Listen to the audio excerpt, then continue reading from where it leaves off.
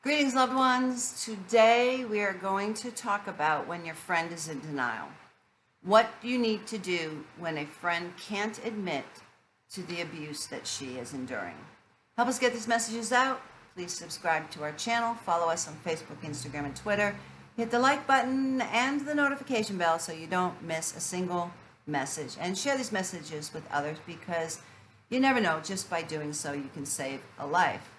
Today we have an Ask Amanda article from domesticshelters.org in which they talk about what to do when your friend is in denial about abuse. So here is the question. My friend is being abused by her husband, but every time I try to talk to her about it, she makes excuses like, things are getting better, and, well, he only hit me once. But I know he's always screaming at her, and when she calls me scared, he yells at her that she can't talk on the phone. And he told her he doesn't want her to get a job, so she's stuck in the house all day. What can I do to help her see this is abuse? And here's the response. It can be hard on the outside of a relationship where a friend or loved one is being abused, especially when you feel like you can't help them. But just not giving up on your friend is doing more than you know to support her. You may already know that leaving an abusive partner is a lot harder than just walking out the door with a suitcase. There can be 50 different barriers or more that survivors like your friend are up against that can prevent them from leaving. In the list of denial, number 7, it's a list that they have there at domestic shelters. It says a lot of survivors want to believe that their abuser still loves them and that their abuser's behavior will eventually stop or things will get better. You need to remember, it's a relationship in which the survivor and the abuser supposedly love each other. Like the survivor loves him. I don't believe the abuser loves their victim, but she doesn't want the relationship to end. She just wants to believe that her abuser loves her, and when he says he won't do it again, she has the hope that he won't do it again.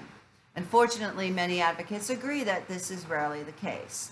Carmen Petrie, Executive Director of Sojourner Family Peace Center, the largest nonprofit provider of domestic violence support services in Wisconsin, says that abusers are sly about switching up their tactics. This is part of the coercive control, and if you want to learn more about coercive control, we talked about that a week or so ago.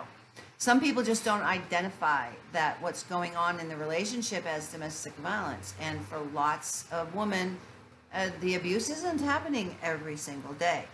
The breaks in between the abuse instill hope that things will change. While hitting, yelling, and putting someone down are more obvious types of abuse, your friend may not realize that by him isolating her from friends like yourself or coworkers at a job are also types of abuse. So is financial control, not letting her earn an income. He might be trying to make her dependent on him for financial security. So the next time you have a chance to see your friend, maybe you can, I'm going to wait for the truck to pass. That's just our life here.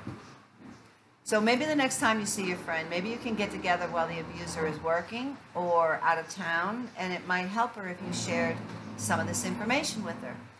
It could also be helpful to share with her something called the power and control wheel,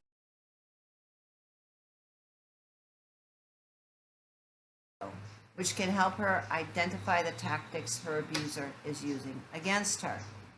Finally, you may want to remind her that just because things seem to be getting better for a while, any amount of abuse she's enduring is wrong, and she doesn't deserve it.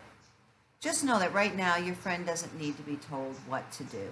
She's already being told what to do by her abuser, so you want to be extra sensitive to that fact. So just listening to her and offering up information and possibilities without trying to direct her decisions could be the best help you can give her. She knows what is best for her, and she knows her abuser's tactics and patterns best. So leave it up to her for how to proceed.